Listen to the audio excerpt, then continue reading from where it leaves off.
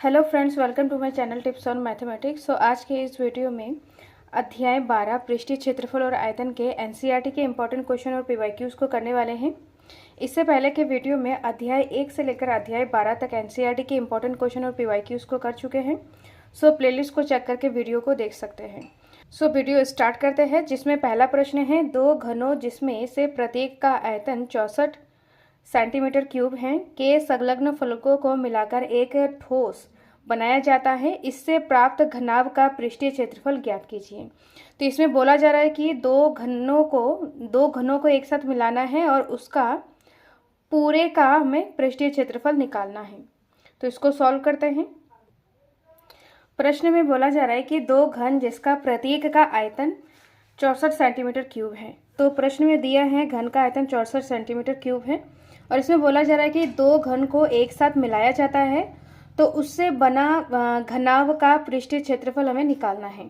तो ये दो घन हैं, इन दोनों घनों को हमें एक साथ जोड़ना है। जोड़ने के बाद इस तरीके से घनाभ बनेगा और इस घनाभ का पृष्ठीय क्षेत्रफल निकालना है। तो इसको मॉडल से समझते हैं। इस तरीके से यहाँ पर दो घन हैं, इन दोनों घनों को हमें एक साथ इस तरीके से जोड़ना है। ये दो घन हैं, इसको एक साथ जोड़ेंगे तो देखा जाए तो ये एक घनाभ जैसा बन गया है। घनाभ जैसा बन गया है तो इस पूरे ठोस का हमें पृष्ठीय क्षेत्रफल निकालना है। तो इसमें देखा जाए तो जो घनाभ है, अगर इसको इस तरीके से जोड़ा जाए तो जोड़ने के बाद इसकी लंबाई में वृद्धि हो जाती है। इस तरीके से अगर इसको जोड़ेंगे तो इसकी लंबाई में वृद्धि हो जाएगी, इसकी चौड़ाई सेम रहेगा और इसका जो ऊंचाई है वो भी सेम रहेगा। ओनली इसमें लंबाई में वृद्धि हो जाएगा। तो इसको हम इस तरीके से लिखेंगे। सबसे पहले यहाँ पर घनाभ का आयतन 64 सेंटीमीटर क्यूब है। तो घनाभ का आयतन का फॉर्मूला होता है ए क्यूब। ए क्यूब से हम घन का मतलब किनारे की लंबाई हमें निकालेंगे। घन की जो भुजा है उसको हम यहाँ से निकाल लेंगे। तो ए क्यूब है इसका फार्मूला, तो 64।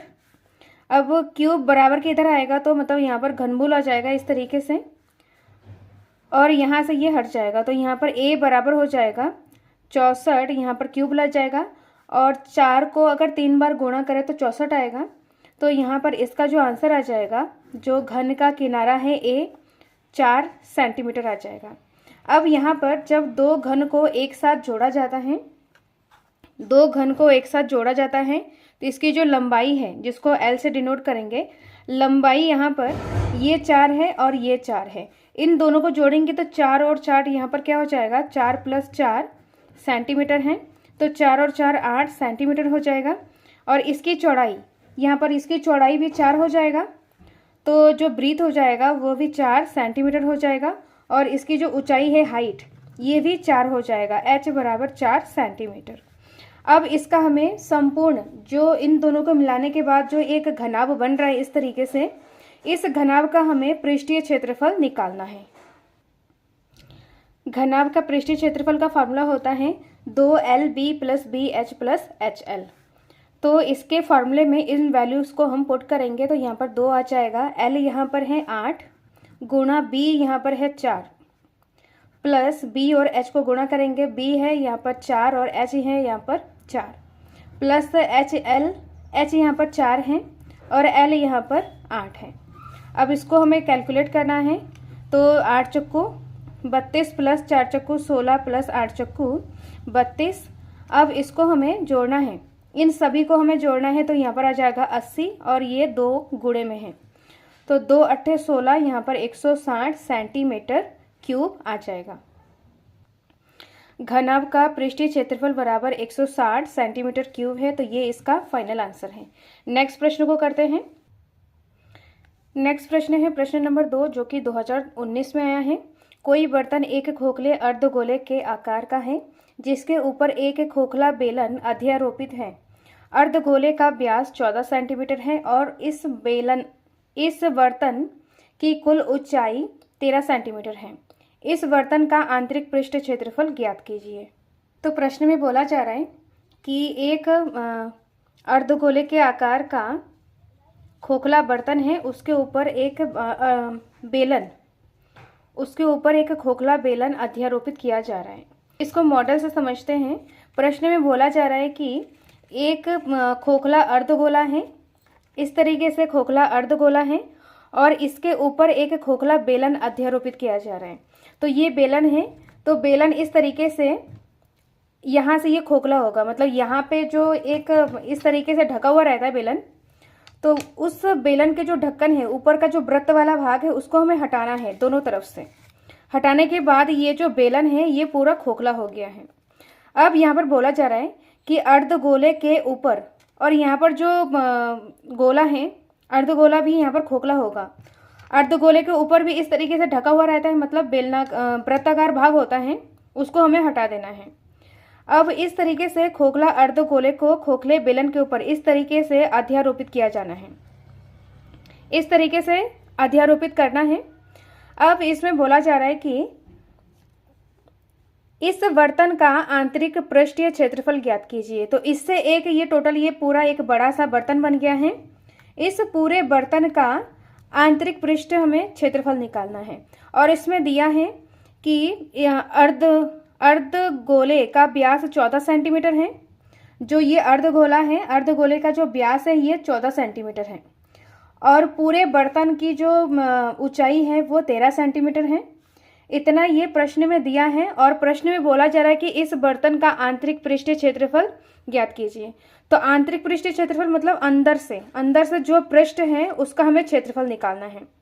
तो इस पूरे बर्तन को अगर देखा जाए, इसको अगर इस तरीके से अलग किया जाए, तो अगर आंतरिक पृष्ठ क्षेत्रफल देखा जाए अर्धगोले का, तो ये अर्धगोले का वक्र पृष्ठ क्षेत्रफल है। और दूसरा यहाँ पर अगर बेलन में देखा जाए ऊपर से इस तरीके से, तो बेलन में देखा जाए तो ये बेलन का वक्र पृष्ठ क्षेत्रफल है। तो इस संपूर्ण पृष्ठ क्षेत्रफल मतलब बर्तन का आंतरिक पृष्ठ क्षेत्रफल अगर निकालना है तो अर्धगोले का वक्र पृष्ठ क्षेत्रफल प्लस बेलन का वक्र पृष्ठ क्षेत्रफल आएगा। इन दोनों को अगर हम जोड़ देंगे तो इस पूरे बर्तन का वक्र पृष्ठ क्षेत्रफल निकल जाएगा। अब यहाँ पर प्रश्न में जो दिया है उसको लिखते हैं। अर्धगोले का व्यास यहाँ पर 14 सेंटीमीटर दिया है और अर्धगोले के त्रिज्या यहाँ पर 14/2 हो जाएगा। यहाँ पर व्यास दिया है, व्यास यहाँ से लेकर यहाँ तक पूरा होता है, तो 14 सेंटीमीटर व्यास है, तो व्यास का आधा होता है त्रिज्या, तो 14/2 इसको भाग देंगे तो यहाँ पर 7 सेंटीमीटर आ जाएगा। जो त्रिज्या यहाँ से लेकर केंद्र से लेकर यहाँ तक ये त्रिज्या होता है ये 7 सेंटीमीटर हो जाएगा।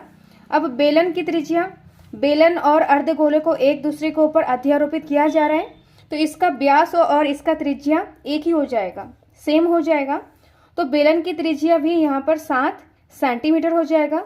और बेलन की ऊंचाई, अगर हमें ऊंचाई निकालना है, सिर्फ बेलन की ऊंचाई निकालना है, तो यहाँ से लेकर यहाँ तक अगर देखा जाए तो ये क्या है, अर्धगोले का त्रिज्या हुआ। अर्धगोले का त्रिज्या अर्धगोले की ऊंचाई के बराबर है।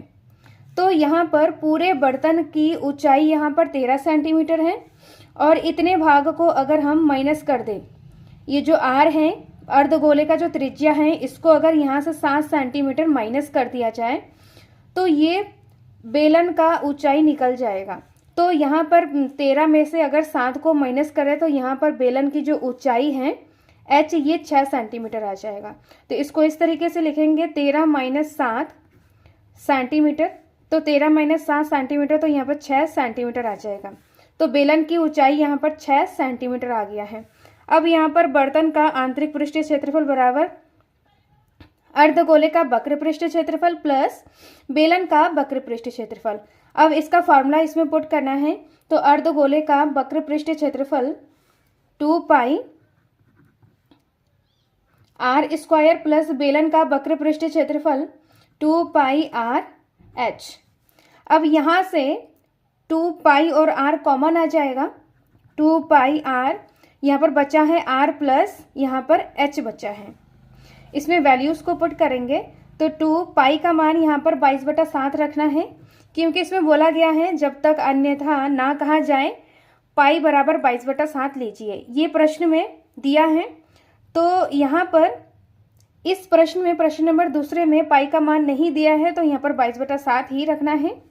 और r यहाँ पर है 7 प्लस h है जो बेलन की ऊंचाई h है 6 सेंटीमीटर। इसको सॉल्व करना है तो इसको करेंगे गुणा, तो यहाँ पर 44/7 और यहाँ पर है गुणा, इसको हमें जोड़ना है, तो जोड़ने के बाद यहाँ पर हो जाएगा 13। अब 44 और 13 को हमें जोड़ना है और 7 से भाग देना है। अब यहाँ पर 2 पाई और r का मान यहाँ पर नहीं रखा है तो यहाँ पर गुणा 7 होगा। अब 7 से गुणा 7 है, इसको यहाँ पर लिख लिया है, तो 7 से 7 कैंसिल हो जाएगा, तो यहाँ पर बचा है 44 गुणा 13। तो 44 और 13 को अगर गुणा करेंगे तो यहाँ पर 572 सेंटीमीटर क्यूब आ जाएगा। तो इस तरीके से सेंटीमीटर यहाँ पर स्क्वायर है, तो इस तरीके से पूरे बर्तन का आंतरिक पृष्ठ क्षेत्रफल 572 सेंटीमीटर। तो ये इसका फाइनल आंसर है। नेक्स्ट प्रश्न को करते हैं। नेक्स्ट है प्रश्न नंबर 3। एक खिलौना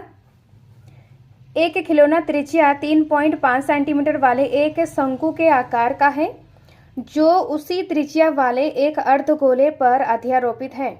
इस खिलौने का संपूर्ण ऊंचाई 15.5 सेंटीमीटर है। इस खिलौने का संपूर्ण पृष्ठीय क्षेत्रफल ज्ञात कीजिए। तो इसमें भी हमें संपूर्ण पृष्ठीय क्षेत्रफल निकालना है। तो प्रश्न में दिया है एक खिलौना त्रिज्या 3.5 सेंटीमीटर का एक शंकु के आकार का है जो उसी त्रिज्या वाले अर्धगोले पर अध्यारोपित है। इस खिलौने के संपूर्ण ऊंचाई 15.5 सेंटीमीटर है। तो खिलौने के संपूर्ण पृष्ठीय क्षेत्रफल निकालना है। तो इस तरीके से यहाँ पर ये अर्धगोले के आकार का है जिसके ऊपर शंकु अध्यारोपित है, और अर्धगोला और शंकु का जो त्रिज्या है वो सेम है, मतलब सेम त्रिज्या है, एक ही त्रिज्या है। तो इसमें संपूर्ण खिलौने की जो ऊंचाई है ये है 15.5 सेंटीमीटर दिया है, और यहाँ पर जो खिलौने की त्रिज्या है 3.5 हो जाएगा। तो यहाँ से लेकर यहाँ तक ये अर्धगोले का त्रिज्या है, तो यहाँ से लेकर यहाँ तक भी ये त्रिज्या ही हुआ, 3.5 है ये त्रिज्या। अब यहाँ पर हमें शंकु की ऊंचाई निकालना है। तो शंकु की ऊंचाई निकालने के लिए इस पूरे ऊंचाई से संपूर्ण जो खिलौना है, खिलौने की पूरे ऊंचाई में से यहाँ से लेकर यहाँ तक ये अर्धगोले की त्रिज्या है। अर्धगोले की त्रिज्या को अगर हम माइनस कर दिया जाए 3.5 इस पूरे में से, तो शंकु की ऊंचाई हमारा ज्ञात हो जाएगा। तो यहाँ पर 15.5 में से 3.5 को हम माइनस कर देंगे। तो माइनस करने के बाद यहाँ पर आ जाएगा, यहाँ पर शंकु की ऊंचाई आ जाएगा 12 सेंटीमीटर। तो यहाँ से लेकर यहाँ तक आ जाएगा 12 सेंटीमीटर शंकु की ऊंचाई, और शंकु की त्रिज्या 3.5 है, अर्धगोले की त्रिज्या 3.5 है, क्योंकि ये सेम है, एक ही समान त्रिज्या है दोनों का। तो सबसे पहले यहाँ पर दिया है अर्धगोले की त्रिज्या यहाँ पर 3.5 सेंटीमीटर, शंकु की त्रिज्या 3.5 सेंटीमीटर, समान त्रिज्या है। शंकु की ऊंचाई यहाँ पर निकाला है, तो पूरे में से 15.5 माइनस 3.5 में से इनको माइनस करेंगे तो यहाँ पर आ जाएगा 12 सेंटीमीटर। शंकु की ऊंचाई h बराबर 12 सेंटीमीटर है। अब यहाँ पर हमें त्रियक ऊंचाई भी निकालना है। तो सबसे पहले इसको हम मॉडल से समझते हैं कि इसमें हमें क्या निकालना है। तो इसमें बोला गया है कि एक अर्धगोले के ऊपर एक शंकु को रखा जाएगा और उससे एक खिलौना बनेगा। तो इस तरीके से ये एक अर्धगोला है, अर्धगोले के ऊपर ये जो शंकु के आकार का है इसको हमें इस तरीके से इसके ऊपर रखना है, और इससे बना जो पूरा खिलौना है, इस पूरे खिलौने की ऊंचाई 15.5 सेंटीमीटर है। और यहाँ से अगर इसको माइनस कर देंगे तो 3.5 माइनस कर देंगे पूरे में से, तो शंकु की ऊंचाई यहाँ से लेकर यहाँ तक जो h है वो 12 सेंटीमीटर मिल गया है। अब इसमें बोला जा रहा है कि इस खिलौने का संपूर्ण पृष्ठीय क्षेत्रफल निकालना है। तो संपूर्ण पृष्ठ का मतलब इसका जो पृष्ठ वाला भाग उसका हमें क्षेत्रफल निकालना है। तो इसको निकालने के लिए यहाँ पर जो अर्धगोला है, अर्धगोले के ऊपर एक इस तरीके से मतलब वृत्त जैसा, मतलब इसका ढक्कन है, मतलब पूरा ढका हुआ रहता है, एक वृत्त है, तो उसको हमें नहीं लेना है संपूर्ण पृष्ठीय क्षेत्रफल में, उसको हमें नहीं लेना है। और यहाँ पर शंकु के निचले भाग में भी यहाँ पर वृत्त वाला भाग रहता है, तो उसको भी हमें नहीं लेना है। तो यहाँ पर संपूर्ण पृष्ठीय क्षेत्रफल हमें निकालने के लिए अर्धगोले का वक्र पृष्ठीय क्षेत्रफल, यहाँ पर ये जो अर्धगोला है, अर्धगोले का वक्र पृष्ठीय क्षेत्रफल, यहाँ पर संपूर्ण पृष्ठ में अगर संपूर्ण पृष्ठ की बात किया जाए तो संपूर्ण पृष्ठ में जिस पृष्ठ को हम छू सकते हैं, पृष्ठीय क्षेत्रफल, पृष्ठ मतलब जिस पृष्ठ को हम छू सकते हैं उसका क्षेत्रफल निकालना होता है। तो अर्धगोले का वक्र पृष्ठीय क्षेत्रफल, ये अर्धगोला है निचला वाला, तो अर्धगोले का ये कौन सा वाला भाग है, गोल वाला भाग है, मतलब वक्र वाला भाग है। तो अर्धगोले का वक्र पृष्ठीय क्षेत्रफल प्लस शंकु का ऊपर से देखा जाए तो शंकु का ये वक्र वाला भाग है, तो शंकु का वक्र पृष्ठीय क्षेत्रफल आएगा। और इन दोनों को अगर हम इस तरीके से जोड़ेंगे, इन दोनों को जोड़ेंगे तो यहाँ पर जो ये वृत्त वाला भाग होता है, इसका जो ढक्कन है वृत्त वाला भाग होता है इन दोनों का, उसको तो हम नहीं छू सकते, उसको हम टच नहीं कर सकते हैं, तो उसको हमें यहाँ पर नहीं लेना है। तो इसका संपूर्ण पृष्ठ क्षेत्रफल में अर्धगोले का वक्र पृष्ठ क्षेत्रफल प्लस शंकु का वक्र पृष्ठ क्षेत्रफल आएगा। खिलौने का संपूर्ण पृष्ठ क्षेत्रफल बराबर अर्धगोले का वक्र पृष्ठ क्षेत्रफल प्लस शंकु का वक्र पृष्ठ क्षेत्रफल।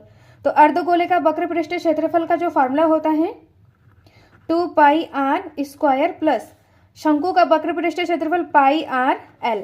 तो यहाँ पर हमें l की जरूरत है। शंकु की जो तिर्यक ऊंचाई है, ये तिर्यक ऊंचाई है, जो स्लांट वाली जो लाइन है मतलब ऊंचाई है वो तिर्यक ऊंचाई है, तो l हमें निकालना है। तो l निकालने का फॉर्मूला होता है √r² प्लस h²। इसमें वैल्यूज को पुट करना है। तो r यहाँ पर है 3.5 का स्क्वायर प्लस h यहाँ पर है 12 का स्क्वायर। तो यहाँ पर 3.5 का स्क्वायर है, इसको हम स्क्वायर करेंगे तो यहाँ पर आ जाएगा 12.325। 12 का स्क्वायर करेंगे प्लस 12 का स्क्वायर करेंगे तो 144। अब यहाँ पर इनको हमें जोड़ना है, तो जोड़ने के बाद 156.25 आ जाएगा। इसका रूट वैल्यू निकालेंगे तो रूट वैल्यू यहाँ पर आ जाएगा, यहाँ पर 12.5 सेंटीमीटर। तो तिर्यक ऊंचाई यहाँ पर 12.5 सेंटीमीटर है। अब इसमें हमें वैल्यूज को पुट करना है। तो यहाँ पर 2 पाई और r दोनों में है, तो पाई r को कॉमन लेंगे, यहाँ पर बचा है 2r प्लस यहाँ पर बचा है l। तो पाई का मान यहाँ पर 22/7 रखना है, गुणा r यहाँ पर है 3.5, 2 गुणा 3.5 इसमें रखना है, प्लस l है यहाँ पर 12.5। तो यहाँ पर पॉइंट्स हटाएंगे तो यहाँ पर एक 0 बढ़ जाएगा, मतलब 10 हो जाएगा। तो यहाँ पर बन गया है 35। तो 7 एकम 7, 7 पंजे 35। अब यहाँ पर 2 से भाग देंगे इसको, तो 2 पंजे 10 और 2 से करेंगे तो यहाँ पर 11 आ जाएगा, और यहाँ से 5 कैंसिल हो जाएगा। तो यहाँ पर बचा है 11 गुणा, यहाँ पर कोई भी डिजिट और नहीं बचा है। अब इनको करना है सॉल्व, तो इसको भाग देंगे तो यहाँ पर 7.0 मतलब 7 प्लस 12.5, तो 11 और यहाँ पर इनको जोड़ना है। इनको जोड़ने के बाद यहाँ पर आ जाएगा 19.5। यहाँ पर 7.0 मतलब 7 है, तो 12 और 7 को जोड़ेंगे तो 19 आ जाएगा, और 0.5 तो यहाँ पर 0.5। इसको गुणा करेंगे तो यहाँ पर आ जाएगा 214.5 सेंटीमीटर स्क्वायर। खिलौने का संपूर्ण पृष्ठ क्षेत्रफल बराबर 214.5 सेंटीमीटर स्क्वायर। तो ये इसका फाइनल आंसर है। नेक्स्ट प्रश्न को करते हैं। नेक्स्ट है प्रश्न नंबर 6।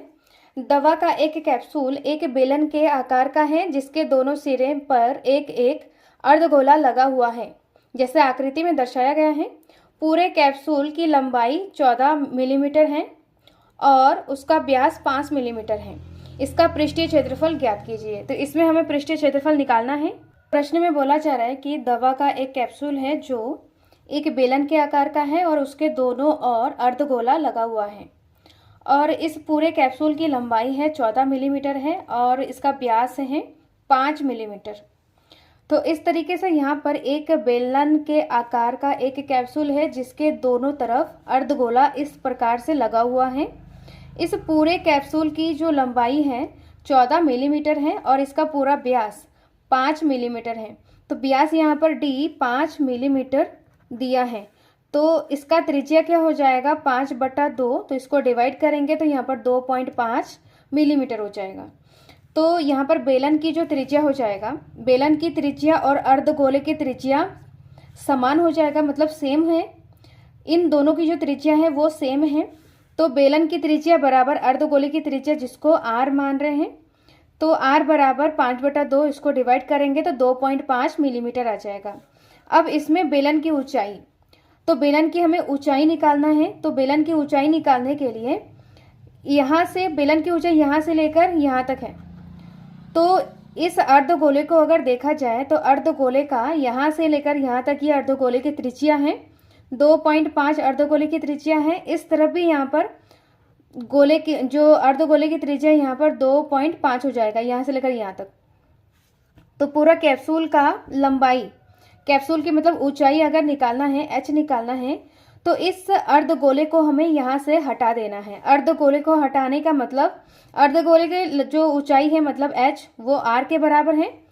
तो इस पूरे में से 2.5 प्लस 2.5 को हमें माइनस करना है।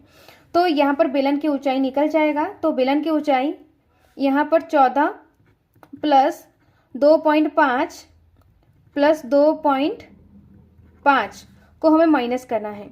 14 में से इसको हमें माइनस करना है, तो 14 इसको अगर जोड़ेंगे 2.5 को, यहाँ पर आ जाएगा 5। तो -5 करेंगे तो 14 में से 5 को अगर हम माइनस कर देंगे तो यहाँ पर 9 मिलीमीटर आ जाएगा। तो बेलन की ऊंचाई यहाँ पर 9 मिलीमीटर है। इसको यहाँ पर लिखना है, लिखने के बाद यहाँ पर इसको सही से लिखना है यहाँ पर। अब यहाँ पर संपूर्ण कैप्सूल के पृष्ठीय क्षेत्रफल निकालना है, तो इसको हम मॉडल से समझते हैं। अब यहाँ पर इस तरीके से ये जो शंकु के बेलन के आकार का कैप्सूल है, तो इस तरीके से ये बेलन के आकार का कैप्सूल है और इसके दोनों तरफ इस प्रकार से अर्धगोला इस प्रकार से लगा हुआ है, दोनों तरफ लगा हुआ है। और ये पूरा जो कैप्सूल बन रहा है इसका जो ऊंचाई हो जाएगा पूरे कैप्सूल का 14 सेंटीमीटर है। इसको अगर हम इस तरीके से रखें तो ये बेलन की ऊंचाई है और यहाँ पर चित्र में इस तरीके से बनाया गया है। तो इसको रखेंगे तो ये क्या है, बेलन की ऊंचाई है मतलब h है। तो h यहाँ पर हो जाएगा। यहाँ पर जो बेलन की अर्धगोले की जो त्रिज्या है उसको हमें माइनस करना है। तो माइनस दोनों तरफ से अगर माइनस करेंगे, दोनों तरफ का अगर जोड़ के इसको माइनस करेंगे तो यहाँ पर बेलन की ऊंचाई यहाँ पर 9 मिलीमीटर आ जाएगा।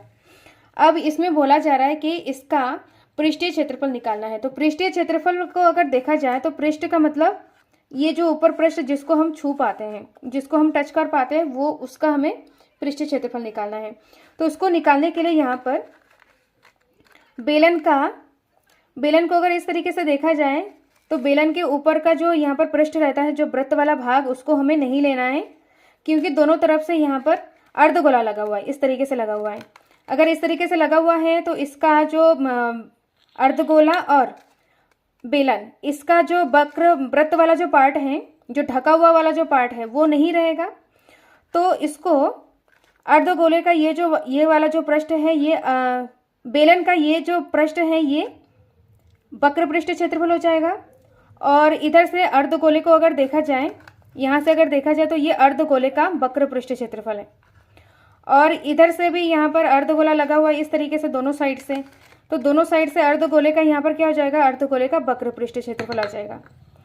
तो यहाँ पर संपूर्ण कैप्सूल का पृष्ठीय क्षेत्रफल बराबर बेलन का वक्र पृष्ठ क्षेत्रफल प्लस अर्धगोले का वक्र पृष्ठ क्षेत्रफल, और इधर से भी यहाँ पर प्लस अर्धगोले का वक्र पृष्ठ क्षेत्रफल।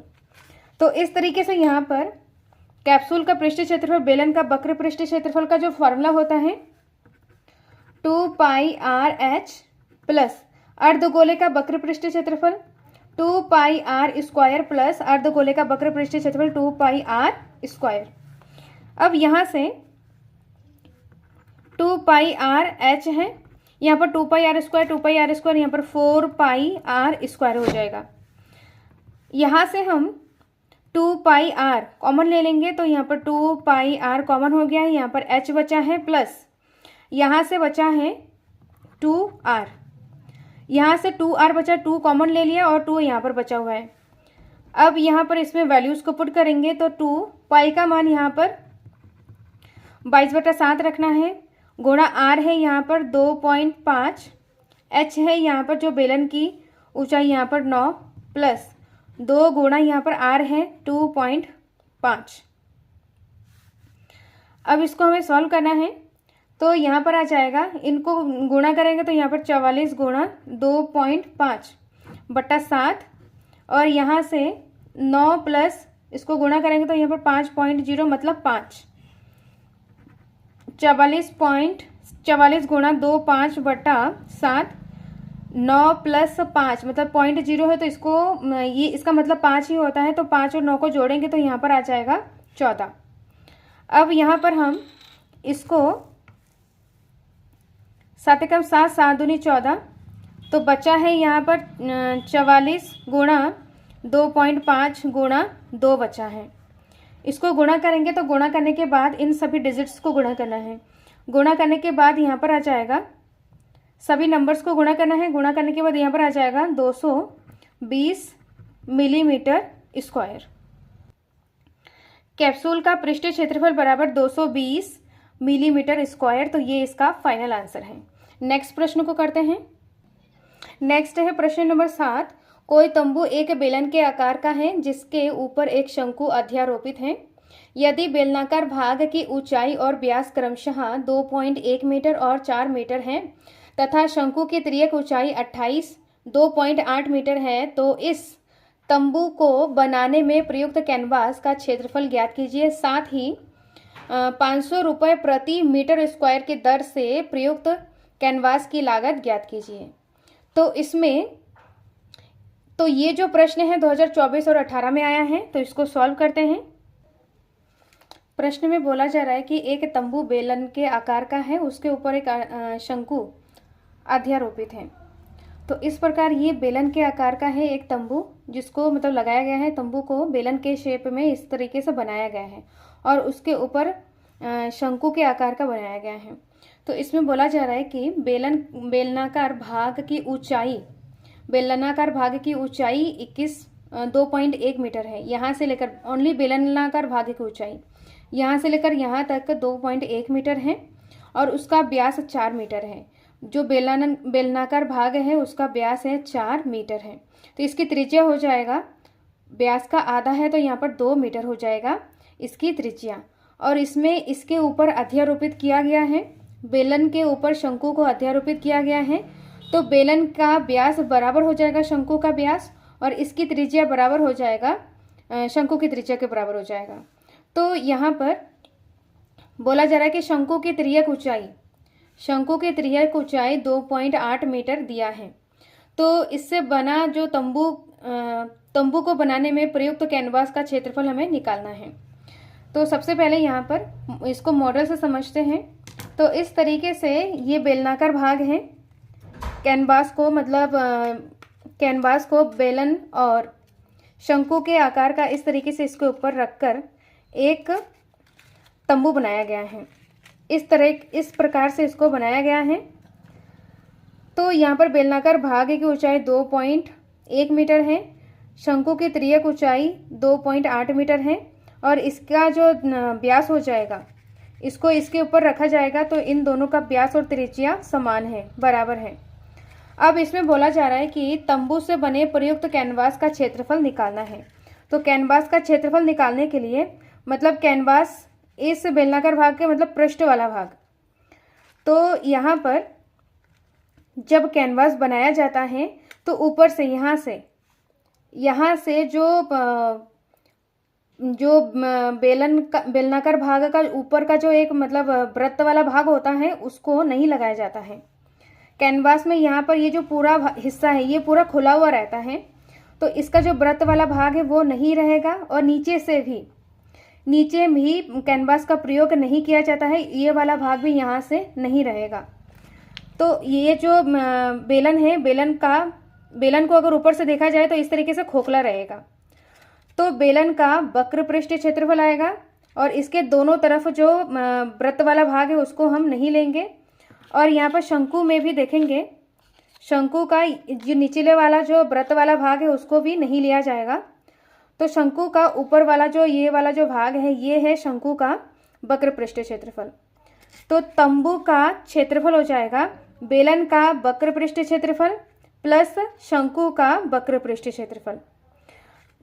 इसका हमें क्षेत्रफल निकालना है। तो सबसे पहले यहाँ पर दिया है बेलन की ऊंचाई 2.1 मीटर है। बेलन का व्यास यहाँ पर 4 मीटर है, तो बेलन की त्रिज्या और शंकु की त्रिज्या बराबर हो जाएगा। तो यहाँ पर 4/2, यहाँ पर 2 मीटर हो जाएगा। 4/2 तो यहाँ पर 2 मीटर हो जाएगा। अब शंकु की तिर्यक ऊंचाई यहाँ पर 2.8 मीटर दिया है। तंबू का क्षेत्रफल बराबर बेलन का वक्र पृष्ठ क्षेत्रफल प्लस शंकु का वक्र पृष्ठ क्षेत्रफल। फॉर्मूला रखेंगे, बेलन का वक्र पृष्ठ क्षेत्रफल 2πr(h) प्लस शंकु का वक्र पृष्ठ क्षेत्रफल πr(l). यहाँ से पाई और r को कॉमन ले लेंगे। पाई r को कॉमन लेंगे तो यहाँ पर बचा है 2h प्लस l। इसमें वैल्यूज को पुट करेंगे तो पाई का मान है 22/7 गुणा r है यहाँ पर 2 और यहाँ पर 2 गुणा h है, यहाँ पर h है 2.1 प्लस l है तिर्यक ऊंचाई 2.8। इसको सोल्व करेंगे, इसको गुणा करेंगे तो 44/7 और यहाँ पर इसको गुणा करेंगे तो 2 × 1 2, 2 दूनी 4, 4.2 प्लस 2.8। अब यहाँ पर 44/7 इसको हम जोड़ेंगे तो जोड़ने के बाद यहाँ पर आ जाएगा 7.0। तो 7.0 का मतलब 7, तो 7 से 7 कैंसिल हो जाएगा तो यहाँ पर आएगा 44 मीटर स्क्वायर।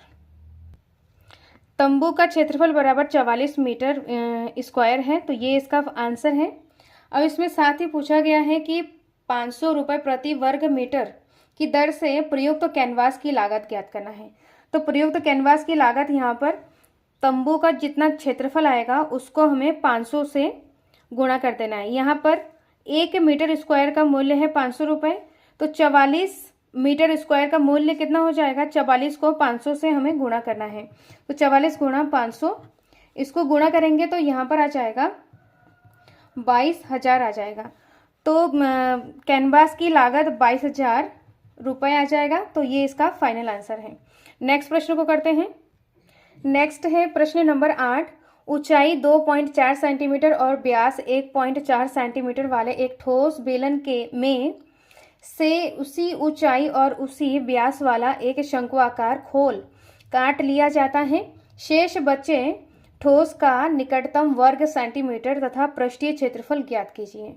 तो प्रश्न में बोला जा रहा है कि ऊंचाई 2.4 सेंटीमीटर और व्यास 1.4 सेंटीमीटर वाले एक ठोस बेलन में से उसी ऊंचाई का और व्यास वाले एक शंक्वाकार खोल काट कर लिया जाता है। तो शेष बचे ठोस का निकटतम वर्ग सेंटीमीटर तथा पृष्ठीय क्षेत्रफल ज्ञात कीजिए।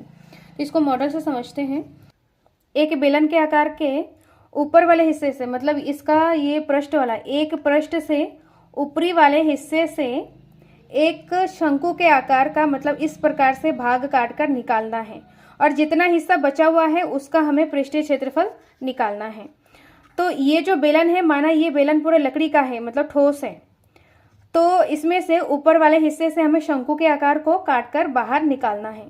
तो इसका बचा हुआ जितना शेष जो पृष्ठ है, शेष बचे पृष्ठ का हमें क्षेत्रफल निकालना है। उसके लिए यहाँ पर शंकु का अगर ऊपर से देखा जाए तो शंकु का ये वाला जो हिस्सा है ये वक्र पृष्ठ क्षेत्रफल है, और यहाँ पर बेलन को अगर यहाँ इस तरीके से देखा जाए तो ये बेलन का वक्र वाला पृष्ठ है, और निचला वाला हिस्सा ये जो है इसको भी हम छू सकते हैं क्योंकि हमें पृष्ठ क्षेत्रफल निकालना है। पृष्ठ क्षेत्रफल का मतलब जिसको हम छू सकते हैं, जैसे कि यहाँ पर शंकु को अगर काट के निकाल रहे हैं तो ये वाला पृष्ठ हम छू सकते हैं। तो शंकु का वक्र पृष्ठ क्षेत्रफल, बेलन का वक्र पृष्ठ क्षेत्रफल, और बेलन के निचले वाले हिस्से से देखा जाए तो ये है वृत्त का क्षेत्रफल। तो इन तीनों क्षेत्रफल को हम जोड़ेंगे तो शेष बचे पृष्ठ का क्षेत्रफल निकल जाएगा। तो यहाँ पर बेलन का वक्र पृष्ठ क्षेत्रफल प्लस शंकु का वक्र पृष्ठ क्षेत्रफल प्लस वृत्त का क्षेत्रफल। अब प्रश्न में दिया है कि इसमें बोला जा रहा है कि समान ऊंचाई और समान व्यास वाले एक बेलन और एक शंकु, मतलब इसकी जो ऊंचाई और इसका जो व्यास हो जाएगा वो समान है, उसको अंदर से इस प्रकार से काट कर निकाल दिया जा रहा है। तो इस वाले हिस्से का हमें पृष्ठ क्षेत्रफल निकालना है।